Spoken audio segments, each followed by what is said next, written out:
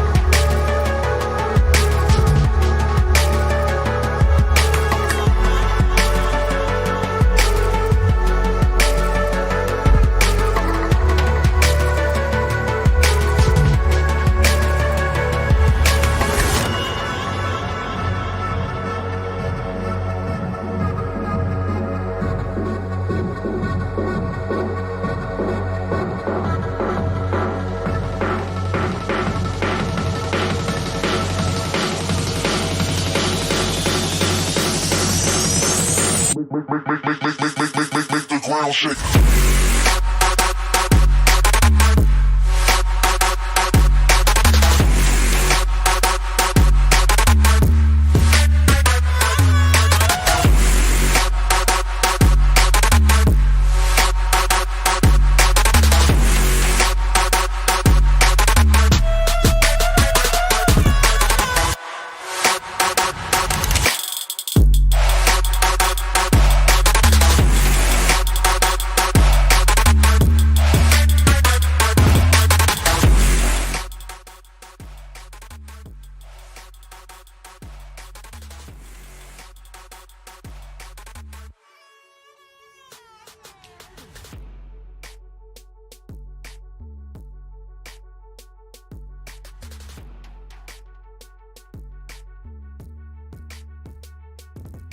Hello and welcome. This is the Straight Off the Truck podcast featuring me, Jordan Coren, and our guest host, or co-host, Jake Clarkson.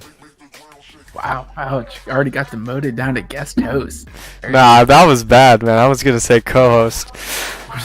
We're not even like a minute into this already and I've been demoted. That's the fastest I've... But you have been listening to Surface by AeroCord. This podcast, Straight Off the Truck, will be every week with me and Jake before NIS, previewing this weekend on iRacing and previewing the weekend in NASCAR. Of course, this will be our last weekend previewing NASCAR due to the fact that it is the Final Four. But before we get to all that, first we have to thank our sponsors, Reyes Coca-Cola Bottling, for making us be able to do projects like this. So let's get right down to it. I should probably put the Pepsi can down then, shouldn't I? Yeah. Make sure they don't know that one.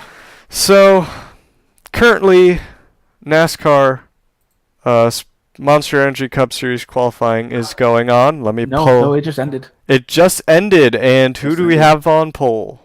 Denny Hamlin. What? Yeah, Denny Hamlin and Kyle Busch are on the front row this weekend.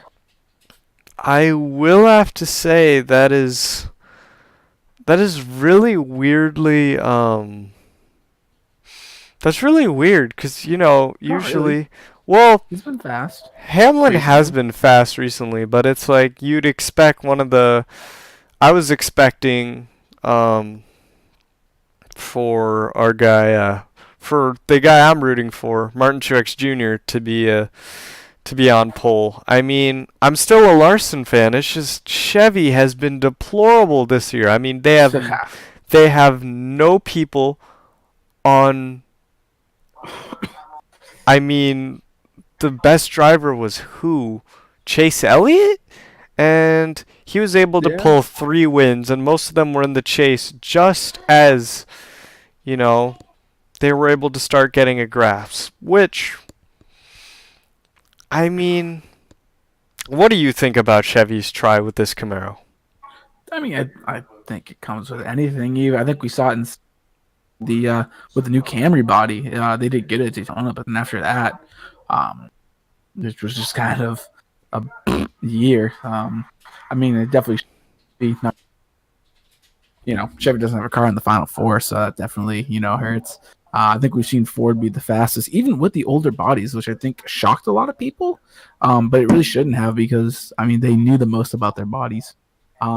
Chevy, this was definitely a learning curve. We're going to see it next year. Mustangs more than likely. They're not going to know how to hang the bodies properly. Aerodynamics are going to be an issue. They're going to run into all tribulations.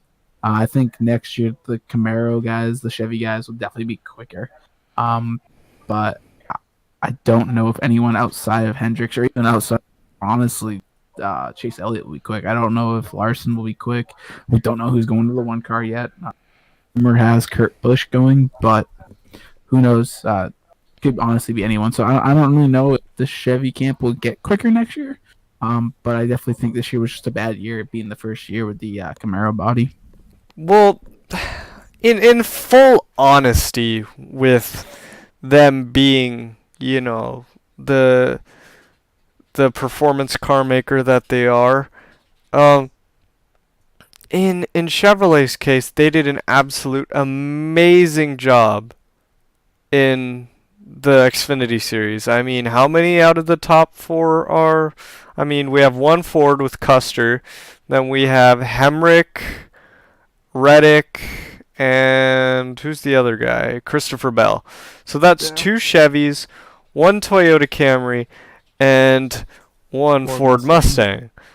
Now, it's funny because Cole Custer has never been that speedy, even in the truck series. And then he comes to Stewart-Haas, and his first year was pretty lackluster in the Xfinity series. And then this year, oh boy. He had the win at Homestead last year, which definitely kind of had him going into this year with high expectations, at least from everyone else, from all the fans and stuff. And he hasn't disappointed. He doesn't have wins, but he definitely, has shown speed, shown promise. I think keeping him in the Xfinity series next year, if that is true, and they do decide to keep him one more year in the 00, it will be smart. It will be beneficial. I think he will be the guy after, obviously, Elliott leaves, and a lot of those other guys do get called up, or at least get part-time sides in the Cup Series, and I think it will be helpful to him.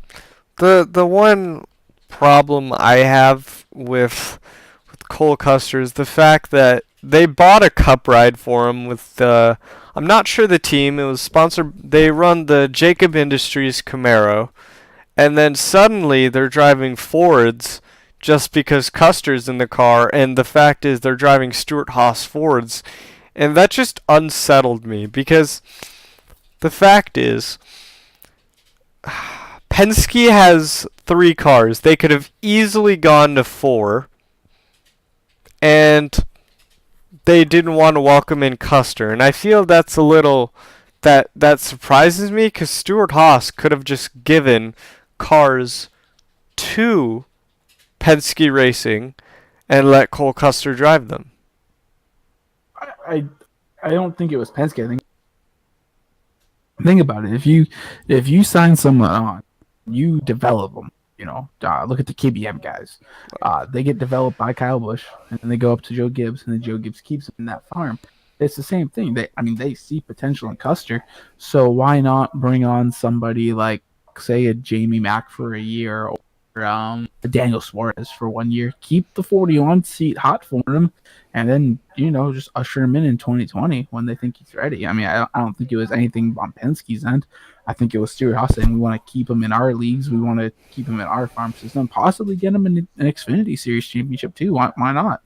Yeah, that is true. I I do want to say though, I truly do want to say that I'm surprised that Suarez will not have a seat. But what That we surprised know me, of. yeah, what surprised me even more is the fact that in all ways we were expecting, another couple years from, you know, Furniture Row. And then suddenly we see Furniture Row saying bye bye, have a good time, and I was just, it was it was very surprising for me because of how much success they've had. You know, it's almost like a one and done championship with, in college, but they were I will say, I mean, how long was Furniture Row around? Jeez. I want to say at least since before 2010, like '07, '06, I think, back when Kenny Wallace. yeah, way back in the day. But I think there's actually more too. I think honestly a lot of it stems from Carl's surprise retirement after 2016. Really? So okay, so think about it. So you have Joe Gibbs Racing, right? That had 4 cars already. You had, who'd you have at that time? Kenseth, Edwards. Correct? Am I correct with those 4 names? I think. Let me see. Kenseth, Edwards, Bush, Hamlin. Yeah. Okay. So then you have another kid by the name of Eric Jones down in your Xfinity camp. You think he's ready? You don't have a seat for him. Where do you send him? What's the next best thing?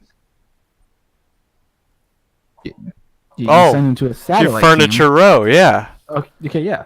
So now your plans are, no one's expected to leave. There's no rumors buzzing, nothing saying that anyone of the 4 Joe Gibbs guys are gonna leave. So you're thinking, okay, cool, we got a seat for Jones for a while. He's gonna sit over in the 77, or yeah, was it the 77 that they ran for him? Yeah, 77, 78. Yep. Yeah. So you're gonna have him over there. All of a sudden, Carl just says, "Hey, I'm done with racing," and you knew you were losing Matt. You knew that was kind of gonna happen eventually. And he says after he confirms it and says, "Yes, I am going away." So you say, "Okay, we're gonna fill that with Eric Jones." Now Daniel Suarez, 70.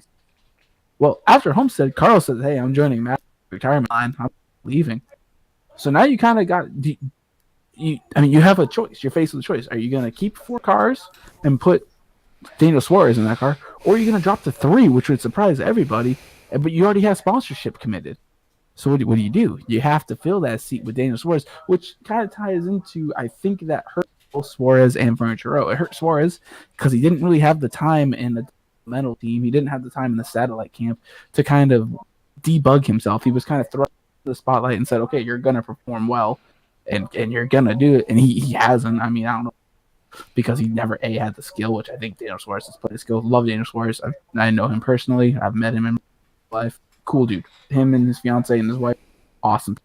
But I don't think he had that time, which unfortunately. And now it also hurts Furniture Row. You thought you were going to have sponsorship for that 77, but now you don't even have anyone to put there. And now Furniture Row says, "Hey, we're out of this. We don't want nothing to do with it."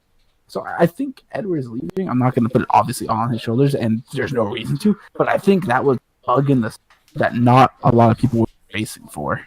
Well, the other fact that I find definitely true is with Furniture Row leaving, that means that in definite cases that 5-Hour Energy is no longer a sponsor for NASCAR. Other Bass Pro Shops, I mean, other than seeing them 3 times this year for Richard Childress Racing, it was the main sponsor of Martin Truex Jr., and now it's gone. And Bass Pro Shops, if I'm not mistaken, is one of the biggest supporters of NASCAR as a sport. And I think that, with this happening, Bass Pro Shops, and I know they love the Dillon brothers, but I will be fully honest. This might be the last time that Bass Pro Shops will see their car in championship contention. I don't think in the near future that Austin Dillon and RCR, they're all in a cluster fumble going all around. They don't even know what they're doing. They're infighting. I mean, Ryan Newman and Luke Lambert yelling at each other. It's just so dysfunctional. And I don't think that's... Watch that video. I did, and I was quite appalled that a crew chief and a driver could get to that bad of a relationship. It is almost, in the full sense of the word, infighting. Because the only team that could beat themselves is themselves. Because RCR, if they actually, put a lot more effort into, R&D and trying to be scientific about this. I mean, why do you think TRD and Ford have gotten the edge? Because they're going to Harvard, they're going to Ivy League schools, finding these kids that, are analytical and find every way to pinpoint what the car needs. And Richard Childress isn't that kind of guy. He's the kind of guy that hires guys like Chocolate Myers, old school. I think if we add more wedge and then do this to the car, it's going to be faster. It's not like that anymore. It's scientific, it's tactical. And I think that's important. I can't think of the name off the top of my head. Greg Ives, that's who. He has a degree in physics. That tells you the route that they're going with these cars is, like you said, it's scientific. It's not like days where guys on the crew are just mechanics. They're not. They're going. Everyone on that team probably has a physics degree background, whether it's a minor in physics or a major in physics or mechanical engineering. These guys are smart. These guys go to college, which I think trips up a lot of people because a lot of people see NASCAR and they think, oh, they're all mechanics or they really don't know much. No. Their house, they probably have a degree from some, prestige, or not really prestigious university, a well-known university. And like I said, mechanical engineering, physics, math, something like that. Well, the problem is Ryan Newman he's a Purdue graduate, and he's very smart, but the problem is he's just like Tony Stewart. He's another one of those dirt track guys that has a short fuse, and when he can't get the car the way, because he was able to work with crew chiefs and make cars fast. I mean, what was his nickname? Because Stewart was the Rushville Rocket. He was just the Rocket. He was Rocket Man. Rocket Man, yeah. Because he would be set up cars for qualifying that would be that quick. And he was really good at that. But the problem is, I think with the ZL1, he finally met his match because Luke Lambert I'm sorry, but in every sense, every car he's been on has been slow. And I think it's just because he's one of those guys that throws thing at the wall and says, okay, let's see if this works. And it's just, and then Richard Childress, I mean, he's not doing anything about it.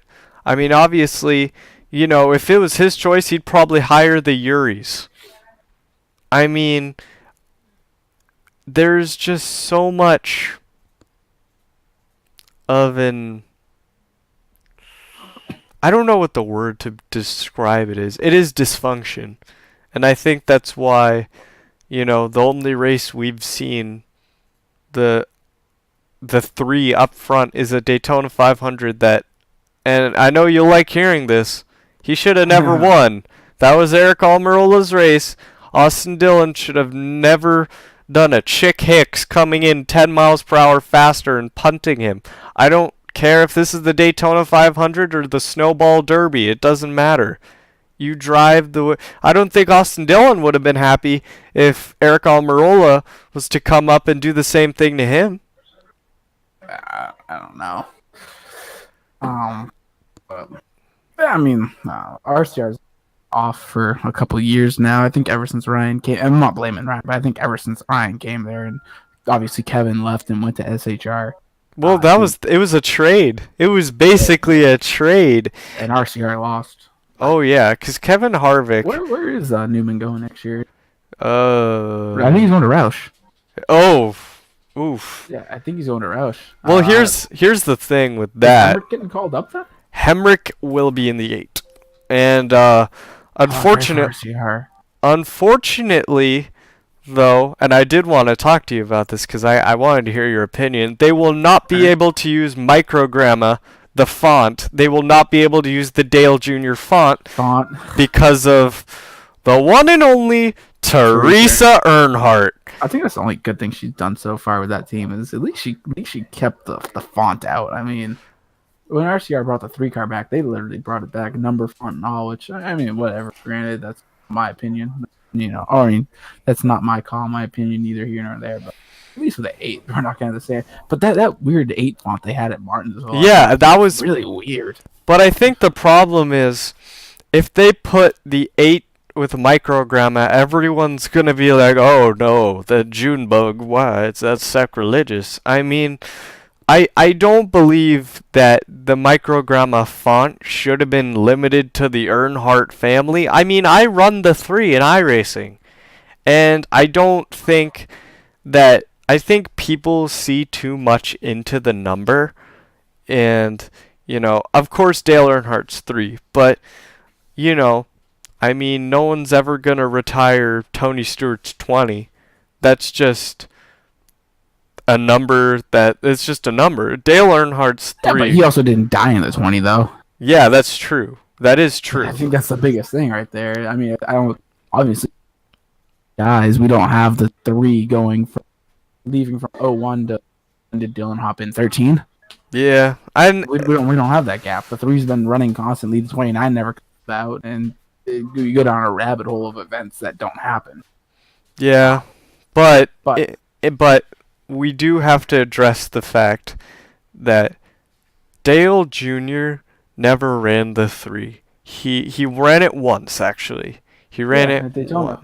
Once. In the July Daytona racing. And he won it. And I think it was nice to see, but then when Dylan came on, everyone's like, but he's not even an Earnhardt. He's barely even a Childress. I mean, he's a Dylan, so he's a Dylan, which it's a little cringy when people start thinking that he can be an Earnhardt. And is that right of people? No, because even in the Xfinity series, we never even saw the magnitude of talent that we could have seen from, say, Christopher Bell. There was never. That kid's on right now. Yeah, he's a great driver. I can't wait to see him next week if I go to Turkey Night. That's going to be fun seeing him in a midget again. There we go. But the fact is, actually, we'll get to that in a minute. But what, midgets? We'll be talking dirt. Actually, I did this. Dirty midgets. Oh my God! Someone hears this and they're like, "Oh, all the pavement." I love how a lot of pavement fans don't even know what midgets are. They know what sprint cars are, but they don't know what midgets are. And they're like, "How could you say something offensive?" And I'm like, "Nah, I'm talking about dirt." But anyway, to close out that conversation, I think that Hemrick coming up will revitalize RCR, but it might make Dylan look bad. Like, if Hemrick starts outrunning Dylan, oh boy, the media's gonna love that. Oh yeah. But you actually brought up something I want to talk about, which is iRacing. And this week we are at home for NIS. And of course,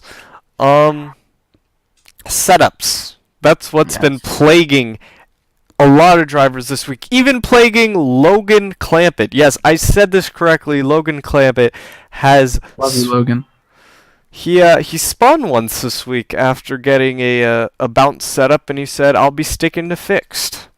And I think that Homestead, Miami is not one of those tracks where, you can just slap the top of a car and say, here, it's all ready. It's not like, at Martinsville where most of the driving involves the driver. It's like 25% setup, 75% driver. Homestead, Miami, it's like you have to be a great driver, but you also have to have a great setup. And it's just... Oh, yeah. I mean... And creating a setup. Oh. Yeah. So... NIS. It is going to be absolutely... tonight. I don't even know what to expect. What I do expect is seeing plenty of, guys hot dogging off the corner thinking that their slide is not going to cause them a problem. And there's no real runoff in the front stretch. You spin out, woof. It's like Dover. Yeah. Bye-bye. Wider than Dover. Bye-bye. I mean, I was watching, Raja Crew. Yeah. Yeah, I was watching some of his videos he put on his Instagram channel, and yeah, there's a bunch of guys were just sliding those cars around like you're like a dirt track, Kyle Larson. And I mean, it works if the person you're slide jobbing is cooperative with you, but if they want to keep their nose there, you got to remember that you definitely priority, because all the slide job really is you're just driving too like deep, way over your head, like way over your head, way too deep, and they're just being generous to give you the spot. You got to remember. Tonight will definitely be interesting. So what I'm scared about is the fact that do you remember Phoenix a couple of years ago? Okay. It was Dale Jr. He got loose coming off the corner, and when he got loose, the whole field. Loose tire. Oh no, that was Brian. Yeah, back when they had the grass on the back. No, it was. Let me send you a video of it. I'm pretty sure what you're thinking of is Brian Vickers back when the grass was still implemented, and he clogged the entire backfield, like the whole entire backstretch by the dog leg. No, it was 2009, and down here. Or you're thinking off turn 4. Because, yeah, Tony Stewart and Dale Jr. got together turn 4. It was 2009 fall. Okay, here it is. I found it, and when you see it... Trouble off of 4. Yeah, there we go. Trouble off of 4 cars. There. Tony Stewart is there. The 17 is there. Yep. Yeah. Wait. Here it is. I think you're talking about the right one. Watch this. Yeah. This is the one where he calls Dale Jr. like a bitch. Let me see this. Off of 4. Dale Earnhardt Jr. Yeah. Tony Stewart gets collected in it. Tony Stewart is there. The 17 is there. Bobby Labonte, the 71. 20 of Logano involved.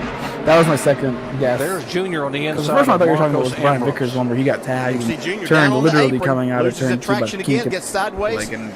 Ryan Newman gets pushed into him by Sam Hornish. They both make it through, though. Then it just starts stacking up behind him. And Tony Stewart on his radio not happy about I think we talked about Homestead, but we got championship weekend. Biggest concern on this 14 is the left front. They just checked it out there, put new tires on it. But what I did want to say is that is a definite possibility. Probably. Oh, yeah. Coming off 4, someone's going to get loose, and that's going to happen. Anyway, let's get on to championship weekend. Yeah, this is what I've been waiting to talk about. And this is when it all heats up, which brings us to our main question. If Joey Logano is leading the race and Martin Truex Jr. is less than a second, maybe less than 5/10, will the 78 come out with some front end damage? No. You don't think he will hit him? No. The reason I think that you're mad, obviously pissed. He's mad. You just, how long were they in the cars for? Probably 3 hours, 4 hours. I really, that race was. Definitely wasn't the longest Martinsville, but it was still a long race. 5 laps around that track. So you're already fed up. You're tired. You don't want BS. And then of course you race the guy clean, and he door slams you. Whatever. And you gotta think. He goes home, sees his family, sees his dog, sleeps in his own bed.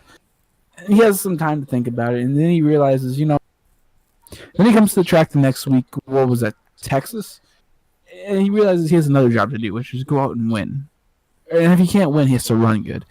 And then same thing happens after the race. You go to your house, sleep in your bed, repeat the process, go to Phoenix. Now at this point, 2 or 3 weeks have passed. Now he's in a position to win a championship. And even on that last lap, if he dives Joey, if he dive bombs him, he wants to win a championship. It's not like if he wasn't in a championship, then I would say yes. Then he would out. He wouldn't even be able to drive the car. However, knowing he still has a chance at the championship, I don't think so, because he's going to use every single second he can. Even that checkered line down the line, he's going to try to keep his car clean to try to beat Joey. And another guy we will have to keep our eye on, and for the first time ever, it is quite surprising that I think Kyle Busch is the underdog out of all of them.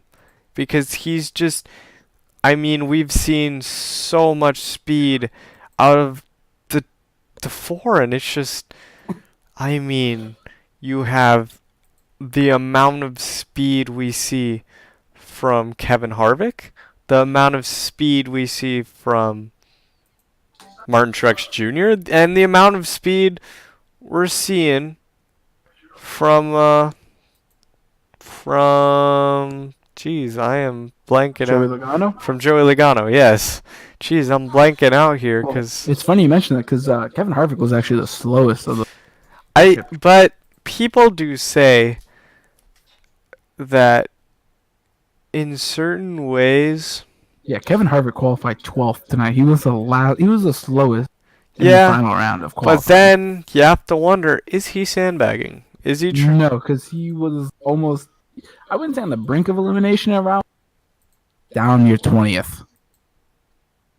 Like he didn't have any of the speed that any of those guys showed during qualifying. Yeah, that is true. That's not a time to sandbag. Cause, you know what you're fighting for. Now he has a terrible pit stall selection as opposed to Kyle Busch, who's qualifying second. And do you really think Denny Hamlin, his teammate, who's not driving for a championship, is going to take pit box number 1? You think there might be some, team orders like give that pit stall to KB? Do you think? Yeah, that is true. That is true. But, in all ways, we have to consider that I'm going to peruse the Furniture Row Racing Instagram.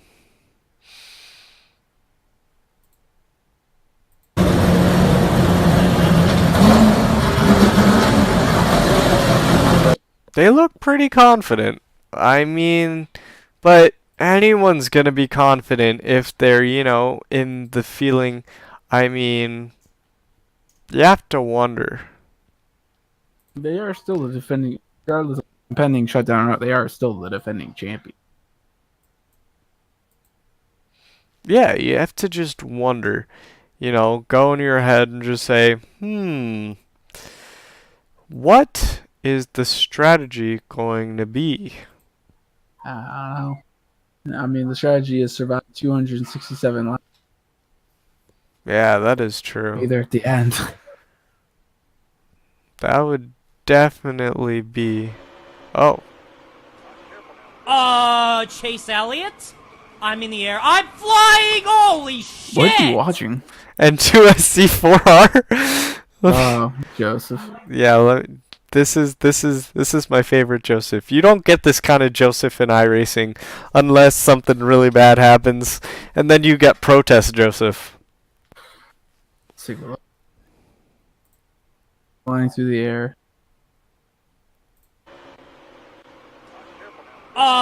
Chase Elliott? I'm in the air. I'm flying! Holy shit! I'm dead. Holy shit, big crash! I'm dead.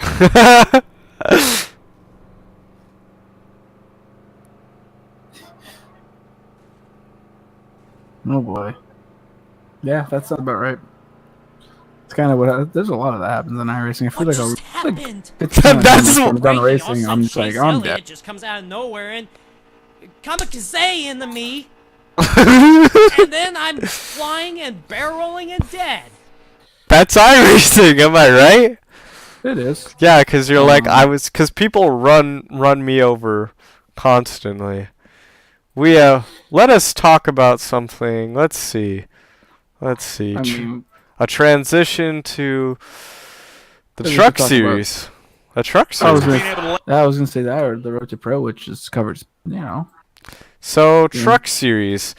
Let's see who the top 4 is. It's Gregson, Sauter, Moffitt, and Okay, so they're starting 3rd, 4th, 5th, and 6th tonight. if you want, I'm going to let rip something that might piss some people off, but I like this. I hate Noah Gregson. He drives. I'm on board with that. I'm on board with that. Yeah, dude, he is the worst iRacing driver, and he is just so disrespectful to people. Like, he acts like this, like he acts so nice on his Instagram live and all that. But like, if you, let's say, here's what really angered me. I was just driving in a fixed race, and this was last week at Phoenix. I was going around, and here comes Noah Gregson. I was running second. Here comes Noah Gregson like a bat out of hell. I go into the corner. I'm trying to get a double apex, and he bumps me out of the way. And he's like, "Hey, bro, you're just a little slower than me. No sweat." And I'm like, "Yes, I'm sweating. I got 4x over that, and I don't even know if my car's gonna handle like it was handling." And he's like, "Hey, man, it's fine." And then I was like, "Okay, whatever." And he's like, "Yeah," he's like, "I was gonna help you out after the race, but if you're all gonna be pissy about it." And I was like, "What? What?" Because if he was in the same situation, which he was at GoPro, what would he do? No, we won't bring. We will not bring that one up on the podcast. Really? Yeah, no, that's an in-house thing. Nope. Oh, you don't. No, I'm not gonna bring that. I'm not gonna bring that dirty laundry up. Okay. That will stay out of there. But yeah, no, I mean, I get what you're saying. It's just, I like Harrison Burton because one thing, he's just so nice. Like, he was just so, he wasn't overly obnoxious. He was just like, "Hey guys, how's it going? I'm Harrison." And I was like, "What? What?" I thought it would be all like, "Hey, what is up, guys?" No, it's just, And I think that's really important from drivers, that they, I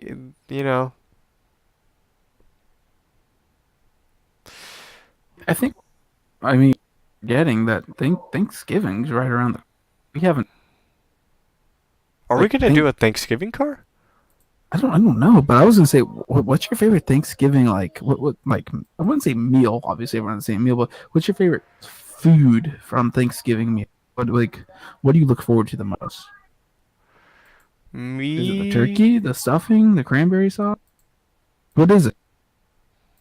Mashed potatoes with gravy. Okay, that's typical person right there. You know what I don't understand? What?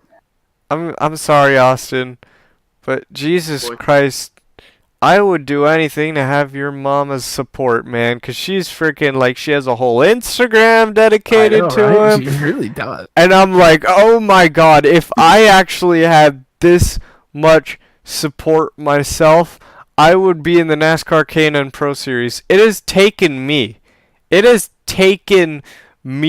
like 4 years to just get one measly ARCA ride, which isn't even like guaranteed. I have to like pay.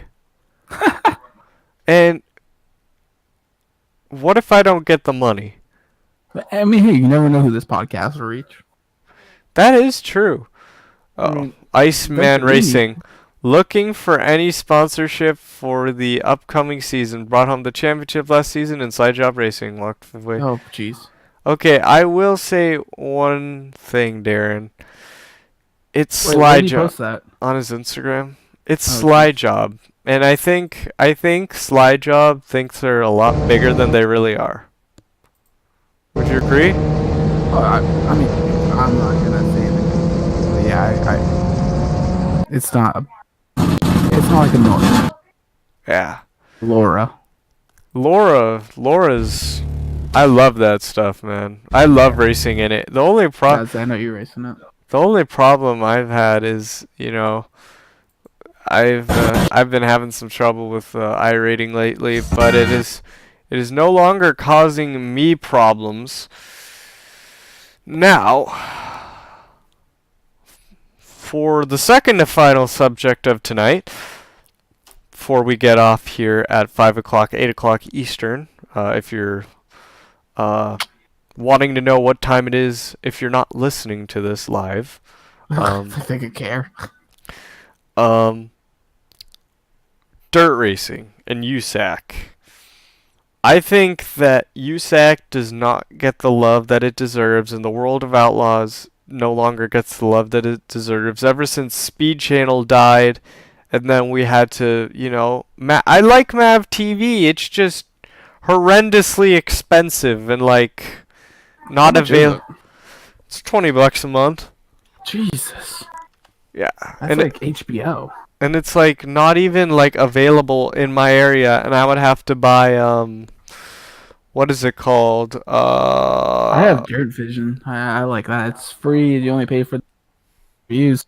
But then once like the event ends, they go to the vault, so you can watch them. So like I have the Nationals running right now for Charlotte at the beginning of the month. Yeah, dude. And I think one event y'all should watch is called the Turkey Night Grand Prix. If you do not know what that is, it is a California-based USAC National Midget Championship race located at my local track, Ventura Raceway. And if you want to know how, I mean, it's one of those places where you try to pull off a slide job and then you smack the wall and you're still going. It's like damage doesn't matter as much as other tracks. Of course, you know, you guys do dirt differently. You guys do dirt fast. We do dirt slow.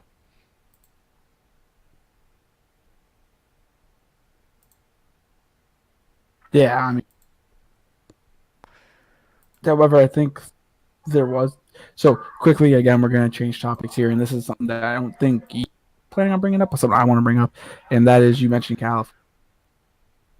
With all the events on in California, definitely our thoughts and prayers are with those affected, anyone who has family affected. I have some friends that live out there. Obviously, you live. Yeah, I have some others that I know that live out there. So obviously, our thoughts and prayers are with. If you guys do want to help donate, that would be awesome. I'll actually leave a link. This is going to go to YouTube and SoundCloud. So in YouTube, I'll nice little link where you guys can go donate. Anything helps on, especially during the holiday season. A lot of these people are getting rehomed. They don't even have a home.